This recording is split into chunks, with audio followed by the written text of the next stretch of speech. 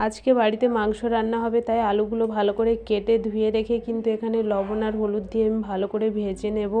ভাজা কিন্তু আমার হয়েই গেছে প্রায়। এবারে আলুগুলো সব একসাথে নামিয়ে নেব। নেওয়ার পরে এখানে দেখো কড়াই কিন্তু ভালো করে গরম করে এখানে কিন্তু তেল দিয়ে দিয়েছি, সাথে পেঁয়াজও দিয়ে দিয়েছি। পেঁয়াজগুলো যাতে গলে যায় তার জন্য লবণও দেব। দেওয়া হয়ে গেছে, কাঁচা লঙ্কা দিয়েছি, সাথে কিন্তু দিয়েছি টমেটো। দেওয়ার পরে একটু নাড়াচাড়া করার পরে এখানে আদা রসুনও দিয়ে দেব। আদা রসুন ভালো করে ভাজা হয়ে গেলে লঙ্কা গুঁড়ো, হলুদ গুঁড়ো ভালো করে দিয়ে ভালো করে মশলাটা একটু কষবো, যাতে মশলাটা না পুড়ে যায়। সাথে একটু জলও দিয়ে দেব। দেওয়ার পরে এখানে কিন্তু আমার মাংসটা দেখো দিয়ে দিয়েছি, দিয়ে কিন্তু ভালো করে আবার নাড়াচাড়া করব। করার পরে এখানে কিন্তু সাথে আলুও দিয়ে দেব। আলু দিয়েও কিন্তু আবার ভালো করে মশলা সাথে ভালো করে কষতে হবে মাংসটা দেখো কষা হয়ে গেছে। আমি কিন্তু জলও দিয়ে দিয়েছি, মাংসটা ফুটছে। আজকের ভিডিওটা এই পর্যন্ত। কেমন লাগলো অবশ্যই কমেন্ট করে